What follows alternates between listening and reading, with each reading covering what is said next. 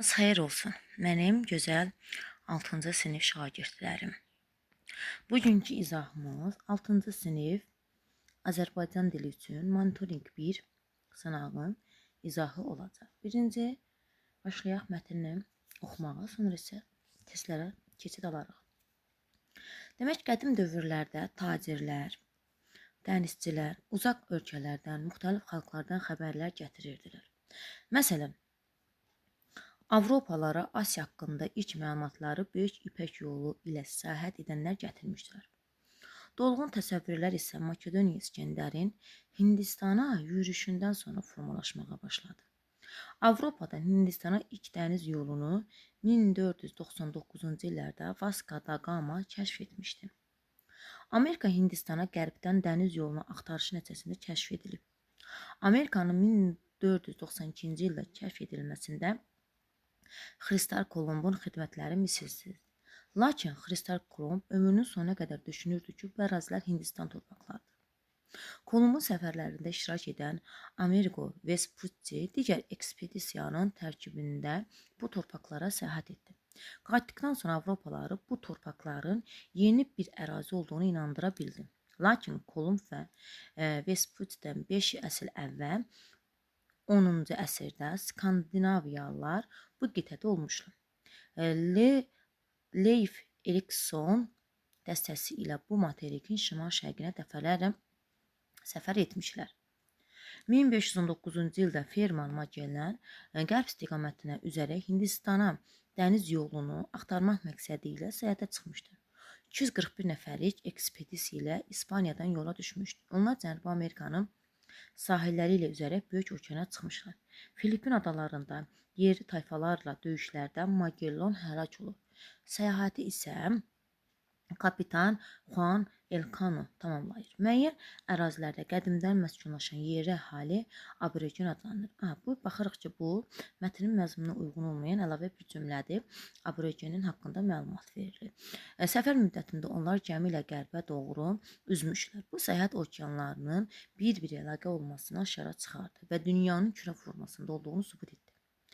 Kəşf və səyahətlərlə xəritədə yaratdığı dəyişikliklərlə yanaşı, insanların dünya görüşünü də genişləndirdi. 20-ci əsrdən başlayaraq səyahətlərin məqsədi dəyişmişdir. Hazırda coğrafi hadisə, proseslər tədqiq və izah olunur. Məsələn, Norveç səyyahı Tur Heyerdahl sakit okean adalarında yaşayan insanların Cənubi Amerikadan bura gəldiyini fərz etmişdir. Bu fikrini sübut etmək üçün qədim dövrlərin gəmisini hazırlamışlar. Tur Heyerdahl sahildən xeyli uzaqda yerləşən adalara züb çata bilmişdir. Hazırda səyyah turistlər Roma, Paris şəhərləri, Misir ehramları, Hindistanın Tac Mahal, Çin səddi kimi görkəmli yerlərə daha çox səfər edir. Son zamanlarda turistlər Antarktikaya və hətta kosmik səfərlərlə də maraq göstərirdilər. Demək, bu bizim mətnimizdir. Bu mətni dəfələrlə oxumaq tövsiyə edirəm. Dəfələrlə oxuyandan sonra suallara keçid almaq lazımdır. Demək, birinci deyir ki, mətnə əsasən doğru fikri seçək biz. Avropalılar İskəndərin Hindistana yürüşündən sonra Asiya haqqında məlumata sahib olubdur. Bu yanlışdır. Mətndə belə bir fikir yoxdur. Artıq 10-cu əsrdə Amerikaya kənar qitadan insan gəlmişdi. Bəli, bu mətndə var. Göstərim, baxaq. 10-cu əsrdə Skandinaviyalar bu qitada olmuşlar. Cavab demək nədir? B variantı. B variantıdır cavab. Baxaq C variantına. Kolumb Amerika qitəsini kəşf etdiyi üçün şad idi. Mətndə elə bir fikir yoxdur. Amerika Hindistandan qərbə dəniz yolunun axtarışı nəticəsində kəşf edilib. Bu da yanlış fikirdir. Doğru cavabımız B variantı. Fernan Magellanın səfəri ilə bağlı səhv fikrini seçin. Hindistana ilk dəniz yolu kəşf olundan sonra baş tutmuşdur. Bu doğrudur. Bizə səhv lazımdır. Magellan İspaniyada səfərə başlanmışdı. Doğrudur. Magellan bu səhv tamamlamaqla dünyanın kürə şəklində olduğunu sübut edir. Elə bir məlumatımız yoxdur. Səhv məlumatdır. Bu səyahətlə aydın oldu ki, okeanlar əlaqəlidir. Bəli, doğrudur. Hansı fakt mətndə əksini tapmamışdır? Avropaların digər əraziləri tanımasında tacirlərin rolu olubdur. Bu tapmamışdır, bu tapmışdır. 15-19-cu əsrlərdə səyahətlərin məqsədi eyni olmamışdır. Bəli, mətndə də orada görmək olar ki, 20-ci əsrdə baxar, səyahətlərin məqsədi dəyişmişdir. Yəni eyni olmamışdır. Sonra Kolumb Amerikanın kəşfi ilə Avropanın yeni ərazilərə marağını artdı. Yanlışdır. C variantı əksini tapmayıbdır. Avropalılar səyahətlər zamanı bəzən yerli əhali ilə problem yaşayırdılar. Bəli, bu da burada aydın görmək olar ki, deyir ki, məsələn burada var idi ki, yerli əhali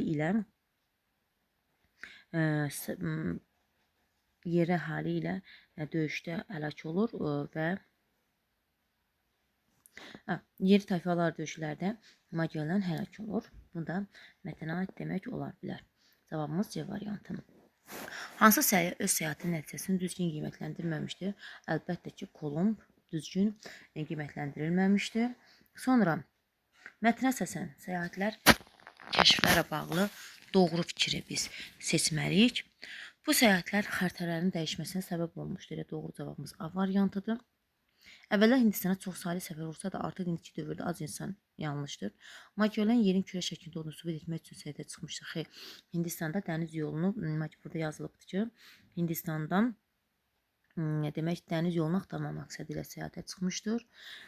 Demək ki, Magellan yerin kürə şəklində olduğunu sübut etmək üçün səyahət. Bu yanlışdır dedik. Vespuccidən əvvəl Skandinaviyalar Hindistanda olmuşlar. Yanlışdır. Cavabımız A variantı. Altından xətt çəkilmiş cümləyə əsasən demək olar ki, altından xətt çəkilmiş cümləmiz Tur Heyerdar sahildən xeyli uzaqda yerləşən adalara üzüb çata bilmişdir. Bu haqqında biz doğru, yəni o cümləyə əsasən demək olar ki, sakit okean adalarında yaşayan insanların gəlmə olma ehtimalını gücləndirir. D variantı. Çərçivə daxilində verilmiş sözün mənasını kontekstə uyğun müəyyən çərçivə ekspedisiyadır və bunun mənası müəyyən məqsəd üçün edilən səyahət. A variantı. Nəticə verilib, dünyanın kürə formasında olduğu aydın oldu. Səbəb nədir? Səbəb, səfər müddətində onlar gəmi ilə qərbə doğru üzmüşdür. Baxaq burada.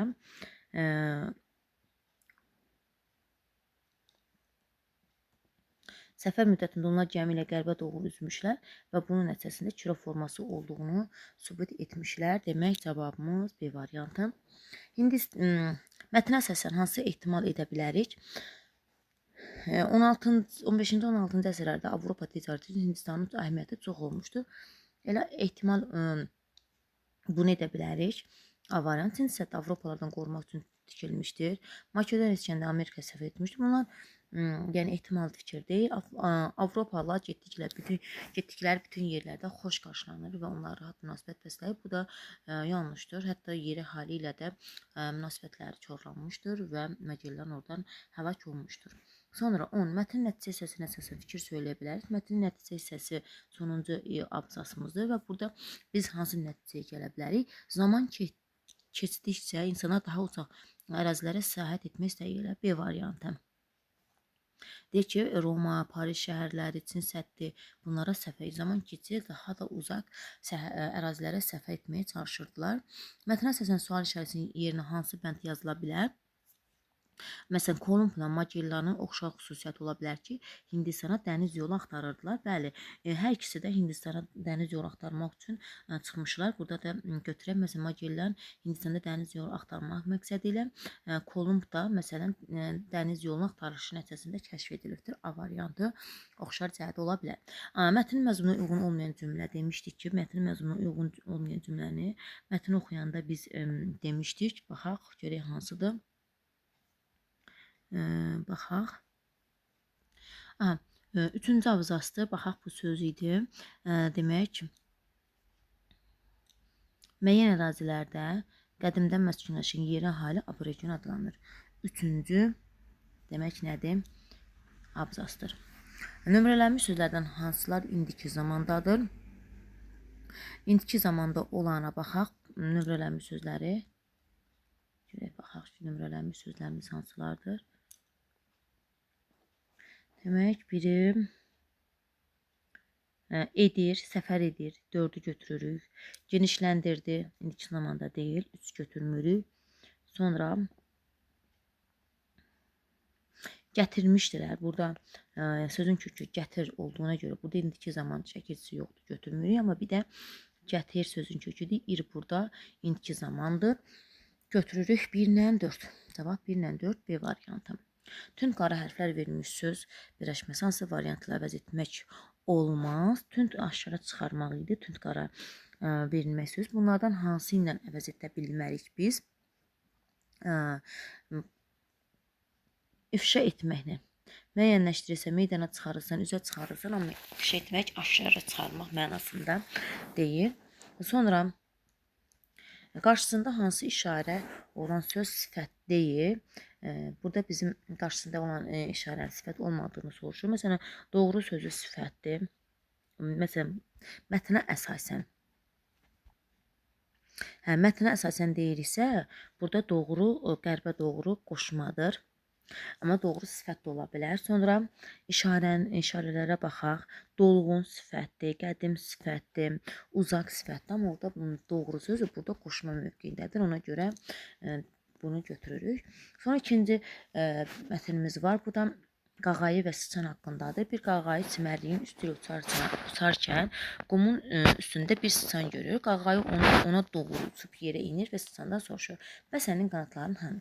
Onların hər ikisi müxtəlif dillərdə danışdığına görə sıçan qağayının nə dediyini anlamır. Qağayı dəniz sahilində yuvalayıb sahil suları üzərində uçar və balıqla qidalanan iri qanadlı dəniz quşdur. Ancaq sıçan görür ki, onun qarşısında duran heyvanın bədənində yanlara doğru iki böyük çıxıntı var. Öz-özünə deyir: "Yazıq heyvan, yəqin hansısa xəstəlikdən əziyyət çəkir." Qağayı da görür ki, sıçan gözlərini onun qanadlarına zilləyib, o da öz-özünə pıçıldır: "Yazıq heyvan, yəqin vəhşi heyvanlar onu hücum edib qanadlarını qırıb, özünü də kar ediblər." Bu kar, qanadlı, talan edilmiş heyvana yazığı gələn qağayı sıçanın dimdiyini alıb göylərə qaldırır.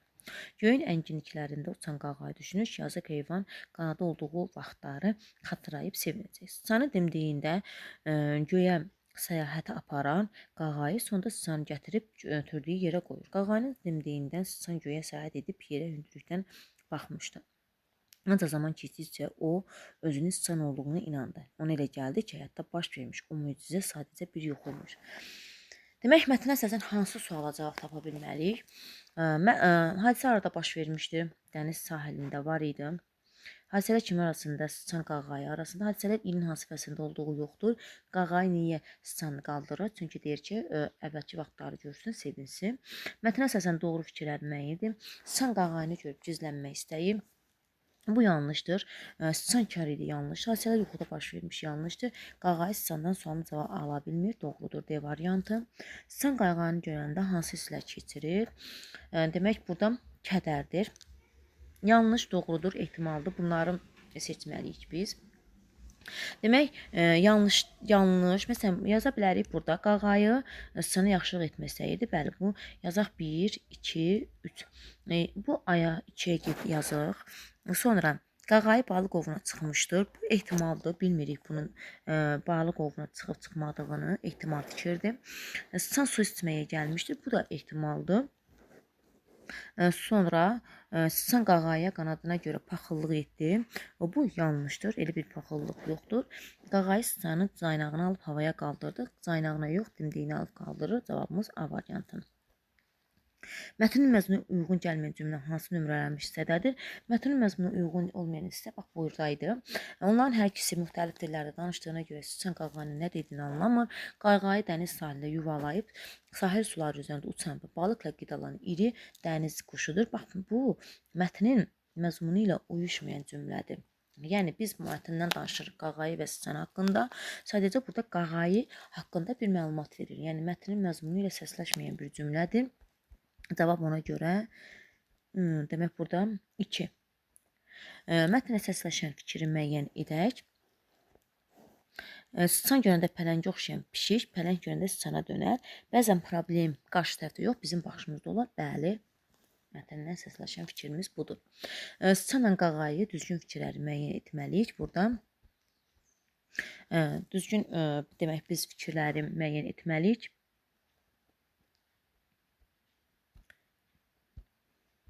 Demək, qarşındakı heyvan haqqında məlumatsızdır. Qarşındakı heyvan haqqında məlumatsız olması bu ortaqdır. Yazırıq yenə 1, 2, 3. Ortaqdır. Qarşındakı heyvana zərər vurur. Bu heç birinə aid deyil. Yazmırıq B-ni. Reallıqla xəyal aləmini xəyal aləmini çətinlik çəkir. Bu sıçana aiddir C variantı. Çünki elə bilir ki, yuxudadır. Yuxu görmüşdür. Əsərin əvvəlində yeri ilə sondakı yeri eynidir. Bu da sıçandır. Qarşındakını yaxşılıq etdiyini düşünür. Qağayıdır. 3-ə də E variant. C, D, A, E. Görək varmı? Variantımız C, D, A, E, A variant. Hansı müəllifin sözüdür? Yəqin hansısa xəstəlikdən əziyyət çəkir, yox. Özünü də kay edib, yox. Qağanın nə dediyini anlamır. Budur. Bu müəllifin sözüdür. Yazıq heyvan. Bu da obrazların, yəni qağayı və sıçanın nitqidir bunlar. Amma C variantı müəllifin sözüydü. Altından xətt çəkilmiş neçənci sözün başlanğıc formasında vurğunu dəyişməklə sözün mənasını dəyişmək olar. Burada altından xətt çəkilmişdir. Burada dimdik sözüdür. Çünki dimdik. Bunlar vurğusunu dəyişməklə başlanğıc forması da, leksi mənası da dəyişən bir sözümüzdür. Demək dimdik üçüncüdür. 3-ü götürürük. Məsələn, dimdik ola bilər. Bir quşun dimdiyi, dimdik. Bir də var dimdik, dik durmaq. Dimdik durdu. Yəni dik formada durması burada yəni mənasına görə dəyişən sözlərimizdir. Vurğusuna görə mənası dəyişən sözümüzdür. Hansı variantda tünd qara hərflər verilmiş frazoloji birləşmənin sinonim kimi düşünə bilməz. Tünd qara əziyyət çəkir. Bunun verilə bilməz A variant. Çünki biz demişik ki, frazoloji birləşmənin amonimi, sinonimi, antonimi frazoloji birləşmə olmalıdır. Ona görə A variantdakı çox işləmək burada həqiqi məna olduğuna görə onu sinonim kimi düşünə bilməz. Amma zəhmət çəkmə, əzab çəkmə, əziyyətlə qatlaşmaq buna frazoloji birləşmədir. Demək, sinonim ola bilər. Amma A variantındakı həqiqi mənada da sinonim kimi düşünə bilmərik. Cavabımız A variantı. Demək, növbəti monitorinqin sonuna gəlib yaxınlaşdıq.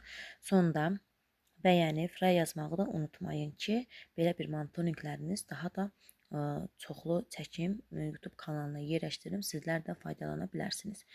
Sağ olun, salamat qalın.